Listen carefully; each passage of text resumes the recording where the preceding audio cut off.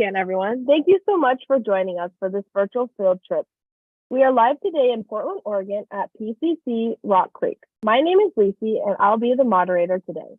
Before we start our tour today, I wanted to go over a few logistics to make sure we have a great experience. We've muted everyone, and everyone will remain muted throughout the tour so everyone can hear our tour guide clearly.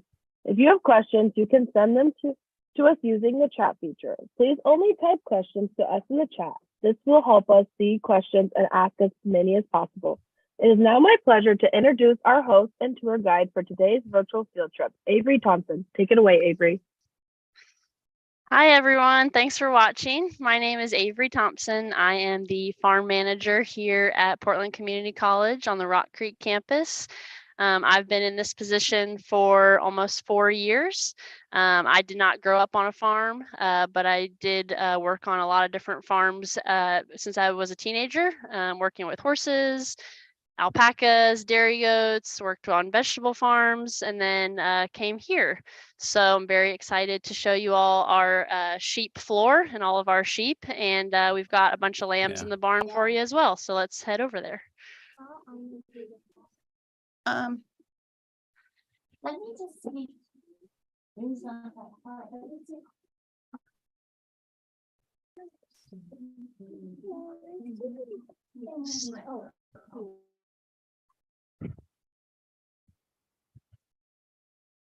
So this is our sheep herd. We have about 30 sheep here on campus. All of these sheep here are used in Portland Community College's veterinary technology program. And that's a 2-year program, and the students utilize these animals to learn basic husbandry and some medical care. So everybody you see in here is a female. We keep our males separate. We're at the end of our lambing season. So our lambing season just ended last night. We had 11 pregnant sheep and we got 29 lambs total. We raise 2 different breeds here. One is called Finn sheep, and the other is merino. And you may have heard of merino sheep. It's a very common type of wool. If you've ever worn a merino sweater or merino socks, that comes from sheep like this called merinos. If you come over this way, these pens on the back of the floor are called what we call lambing jugs or maternity pens. So when our sheep give birth, they typically lamb out here in the barn. And then we move them to these pens, and then they're in these pens for just about a day or two. The pens are a way that the lambs can really bond with their mom. So you'll see here we've got 4 sheep in 4 different pens. We're going to let this sheep here out today because she's been in there for a day. Everybody else is going to stay in for today and be let out tomorrow. So the gestation period on a sheep, that's how long they're pregnant, is 5 months. It's about 150 days. So our sheep, this breed of Finn sheep, they oftentimes lamb in litters. So in other breeds, you might see single lambs or twins. Our sheep here oftentimes have triplets. Sometimes they have quads, which is 4. And our record so far is quints, which is 5. So that's why we get so many lambs from kind of a small number of females. So I'm going to try and snag a lamb for you all to see.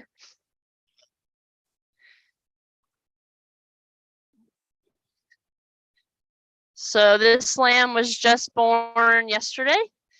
We put these tags on them to show gender. Pink is for girls, blue is for boys, just to keep it easy. They come out pretty slimy and wet, but mom cleans them off really quickly, and then they get pretty fuzzy. You'll see they've already got their wool when they're born, and even as they get older and throughout their life, they only really have wool on their torso right here. They don't have wool on their head. They don't have wool on their legs, but you can kind of already see they've got their wool starting to grow here. Lambs are, this breed is born with long tails. Breeds are short tailed, but these here have this long tail. So we'll put her back with mom. This is Cotton. She had quadruplets last night. She's a first-time mom, but she's doing great. You can kind of see them in the pen with her. So yeah, we typically in any given year have about 20 to 30 lambs born every year. Lambing usually starts at the end of January and goes through right about now, about mid-February. We typically get about 50% boys and 50% girls. I think this year we got a few more boys than girls, but everybody's super healthy. They will nurse their lambs for about 3 months. And then at that point, the lambs are big enough that we wean them. So we separate the mom from the lambs. And by 3 months and even well before that, the lambs are able to kind of eat solid food. They can graze on grass, they can eat hay, they can eat grain. But it does take a little bit of time for them to be able to do that. So for the first at least 2 weeks of their life, all they can eat is, or all they can drink is milk from mom. And then after 2 weeks, they'll start eating a little bit of hay and grass. And by the time they're about 2 months old, then their digestive system is fully formed and they can eat solid food. So let's see, we got another little lamb right here. This is a little boy born on Sunday night. This is his mom. You can see how attached the moms are to their lambs. Lambs will try to nurse on other moms, but the moms are very protective and they'll really only let their own babies nurse off them. So you might see a female in here kind of gently nudge another lamb, and she's just saying, like, you know, you're not my baby, don't nurse on me, you know, go back to your own mom. But they're usually really, really good moms. So yeah, so just kind of general sheep care we can talk about. So sheep, let's see, in winter time like it is now, they spend a lot of time in the barn and near the barn. We feed a lot of hay, alfalfa, grain. And then in the spring and the summer, they're usually out on pasture, they're eating grass. So a little bit less care needed in the summer.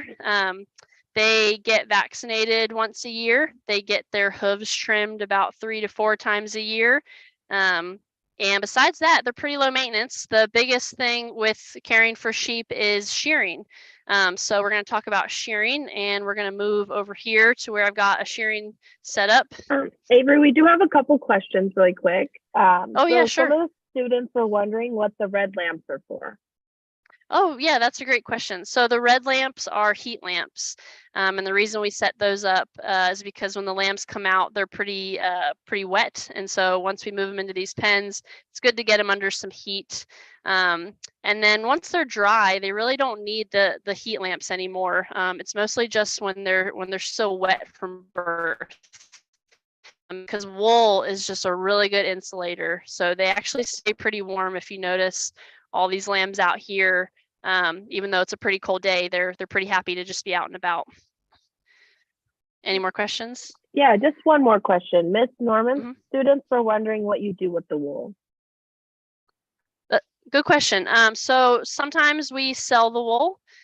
We also teach classes here on fiber processing. So that's taking raw wool from a sheep and cleaning it and spinning it into yarn, which then you can use to knit like a hat or a sweater or socks.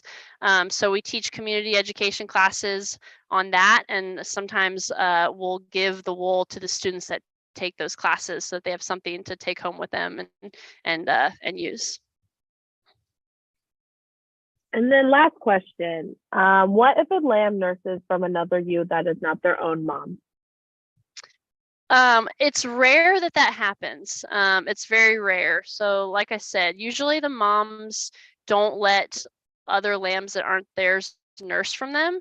Now, sometimes you might have a female that maybe she rejects a lamb for one reason or another. And what you can do is actually, we call it grafting, and you'll graft that lamb onto another mom.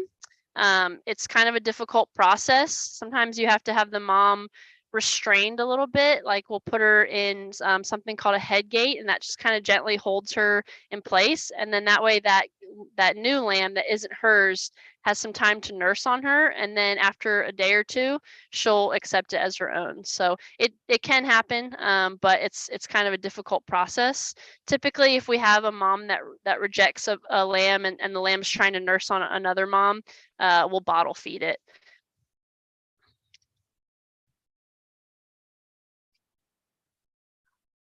Any other questions?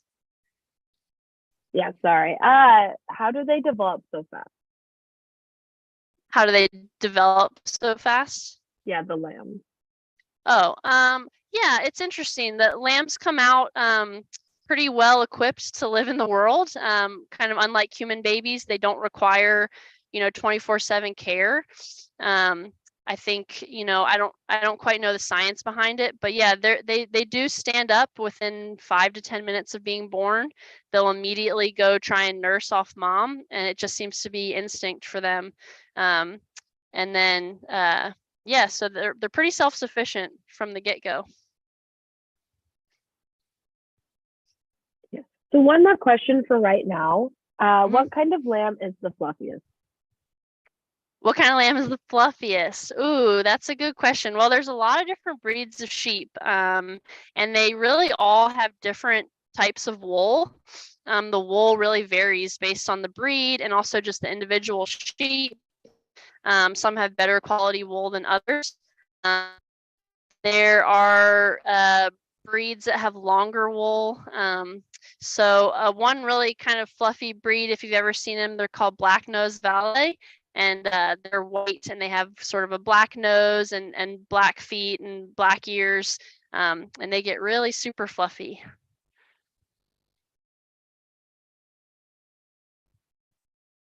Okay, I think we're ready to see the shearing. Okay, cool. So we will go over here. Okay, so this is kind of a shearing setup. Of course, I've got sheep standing on it. Because they get shorn once a year, they're very comfortable. So this is called a motor. This is called a drop. And then over here, we've got what is called the hand piece. So this is just a way to shear sheep using electricity. There's other ways to shear. We've got some hand shears over here.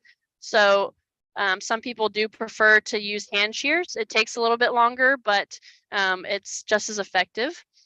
We've also got kind of a smaller hand piece here that just plugs in directly to the wall. So that's really good if you're shearing maybe just 1 or 2 sheep at a time.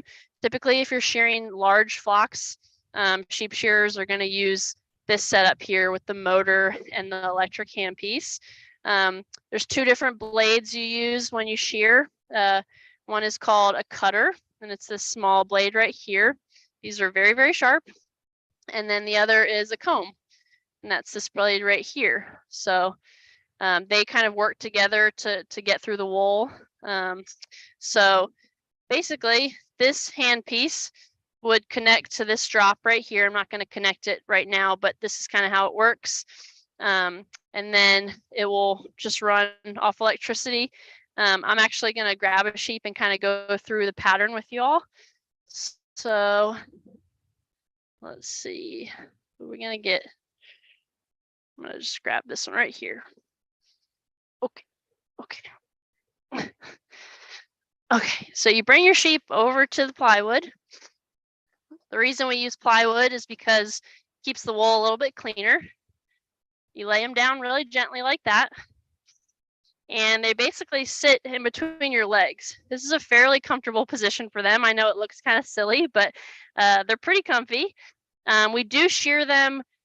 We try and fast them before we shear them. So basically we keep them off any kind of food, hay or grain, for about 12 hours prior to shearing. And that way they have an empty stomach and they're not kind of sitting with this full belly of food. So it definitely makes them a little bit more comfortable, a little bit more docile.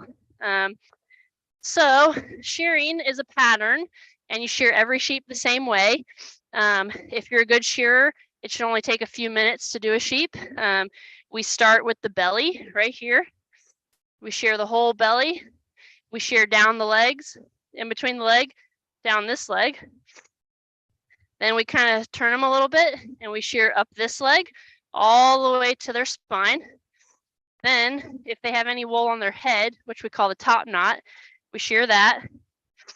Then we kind of spin them a little bit.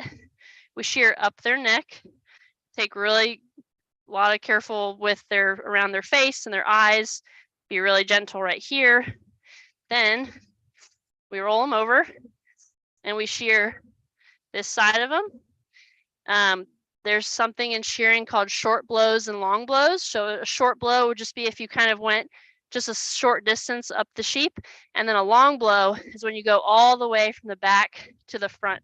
So you do some short blows here, then you do some long blows, you step over, then you bring them up this way. You do this side of their neck, keep rolling them, do this shoulder, then you go down this side, and then you finish with this leg. And the whole point of shearing is that you're taking the wool off, and it should come off in one piece. And I'm going to show you an example of that. So you're almost sort of like peeling the wool off the sheep. And so when you're done and you're a good shearer, you should just have one solid piece of wool. We do discard all the wool on the belly because it's usually the dirtiest wool. So we don't keep that, but everything else we keep. And then we just let them go and they're done. So I'll show you what a raw fleece looks like. So this is a fleece from one of our males named Hank, and he's a really big sheep. This is all from one sheep, and you can see this has been cleaned. And if I opened up the bag and laid it out, it's actually all in one piece, comes out in one piece. So that's kind of what it looks like off the sheep. You can kind of see it close up, really pretty. And then from there, we can spin it into yarn. Are there any questions about shearing? Yeah, so when you're shearing, what happens if you shear some of the skin? What happens if you shear some skin? That's a good question. So shearing is kind of inherently a dangerous thing because the blades are so sharp. It does happen occasionally, and typically what we do is we'll just take care of that wound as best we can. We'll spray it with something called Blue Coat or iodine. And the really cool thing about sheep and wool is that they have lanolin in the wool, and that actually heals cuts really, really quickly. So oftentimes, you might nick them in shearing, but it will heal really quickly, and they don't seem too bothered by it. Does shearing the lambs hurt them at all? It doesn't hurt them. No, it's actually really good for them. If you didn't shear a sheep, their wool would just continue to grow, and it would get really heavy, it would get matted, and it would become really uncomfortable for them. So it's actually really important for their health that they do get sheared at least once a year. And there are breeds of sheep called hair sheep that don't need to be shorn. They actually shed their wool naturally. So it kind of just depends on the producer what kind of sheep do they want. Do they want to have them sheared and get wool, or do they want to raise hair sheep and just not even worry about shearing? Cool. So also another question Miss Smith's class has is they're curious if they stay still and calm when you shear them. Well, ideally they would. They don't always. They definitely don't always behave.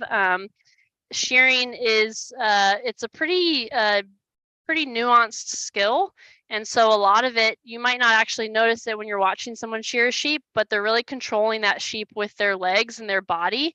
And so good shearers can control a sheep no matter how naughty they're being, but yeah, you definitely don't always get them behaving perfectly. That is one reason why like I said, that we ask people, or that we fast them before we shear them. It does make them a little bit more docile because they've got that empty stomach. Another question Miss Norman's class was having is, are you guys welcoming visitors to go to your farm and see the sheep?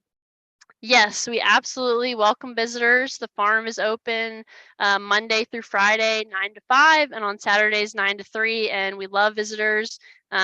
Besides sheep, we also have horses, cattle, goats, and pigs, so everybody's welcome.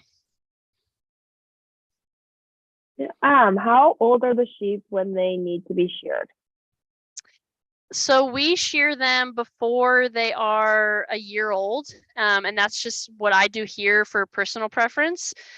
So a lot of our lambs are born in February, and then I'll shear them in about August or September when they've got a decent amount of wool on them, and then they'll get shorn every single year for the rest of their lives. We also shear the pregnant sheep here about a month before they lamb. There's a lot of different reasons we do that, but it's basically healthier for the lambs, healthier for the moms. The lambs can have an easier time nursing because they can find the teats a little bit better. And lambing is a little bit stressful on sheep. And so actually, if you don't shear them prior to lambing, you can see what we call wool breaks in the wool, and that's caused from any kind of stress. So if they have a bunch of wool on them and they lamb and maybe they undergo a little bit of stress, it does kind of reduce the quality of the wool. Another question we have is what your favorite kind of sheep is. My favorite kind, I definitely love the Finns. So almost everybody you see in here that's an adult is a purebred Finn. I found this breed at a fiber festival in Michigan, and I just instantly fell in love because they're really friendly. They don't get very big, which is a little bit nice for shearing and just for managing them. And they come in all kinds of fun colors and patterns. So it definitely makes lambing a little bit more interesting to kind of see what the lambs are going to come out looking like. Do all the sheep have names? They do, yes. Every sheep here has a name. Another question we have is once the lambs are grown, do they still stay close to their mom? That's a great question. Yes, you can oftentimes find or see sort of like family bonds within herds.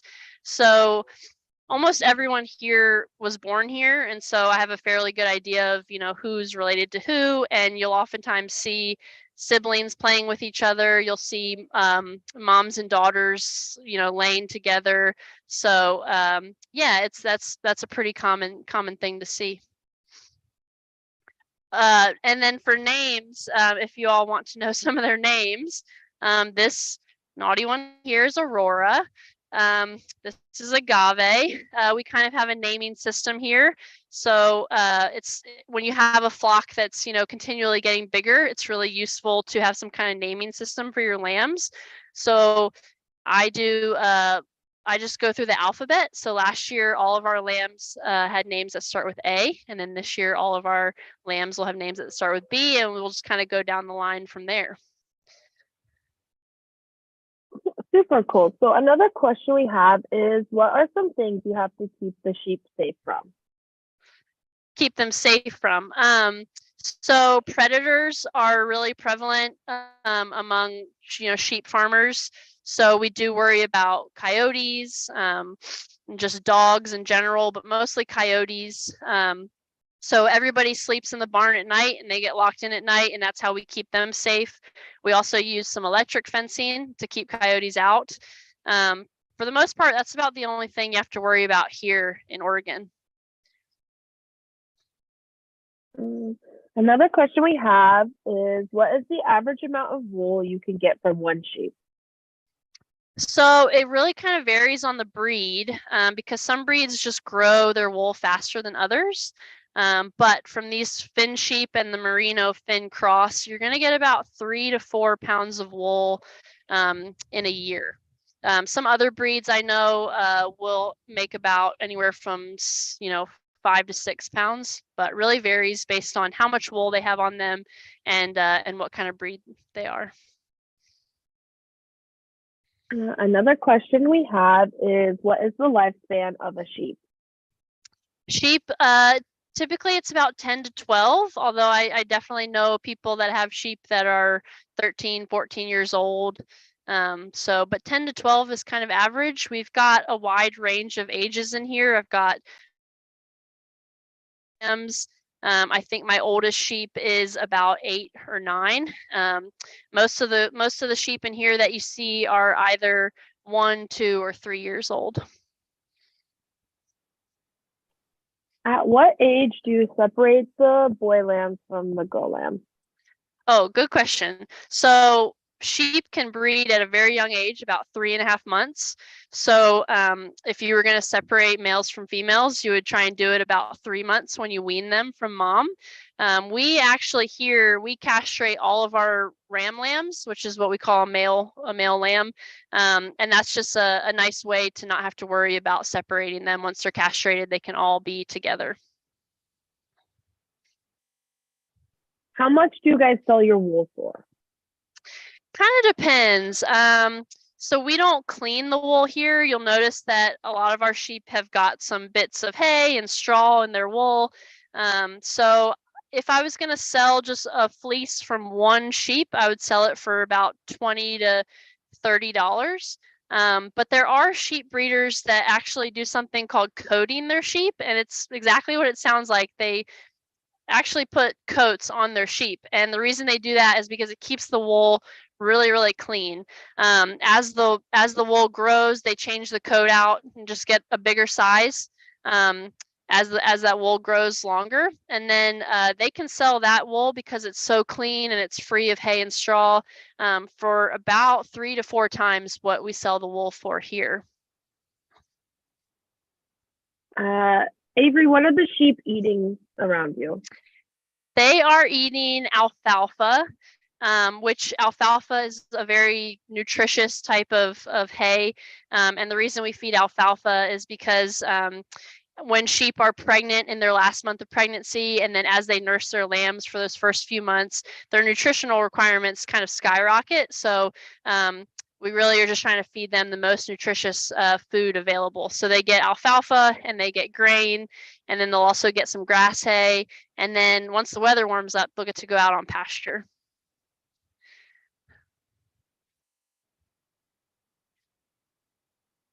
What is the most common sheep we have in Oregon? Oh, I'd have to think about that. We have a lot of different breeds in Oregon.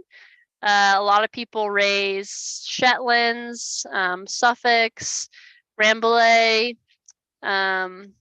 Yeah, there's quite a few different breeds. I think it also depends on kind of where you are in Oregon. There's a lot of big commercial sheep farms in Eastern Oregon.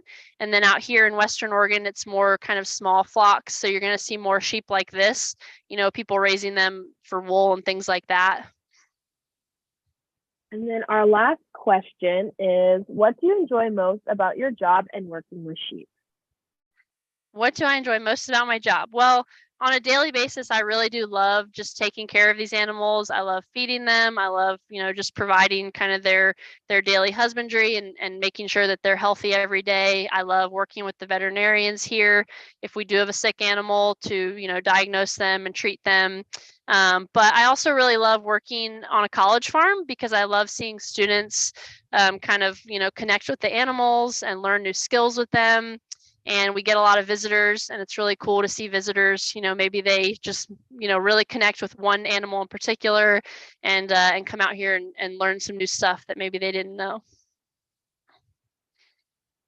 Well, thank you, Avery, for taking time to talk with the students about sheep farming. And thank you to all the students and classrooms for joining us today. Have a great rest of your day, everyone.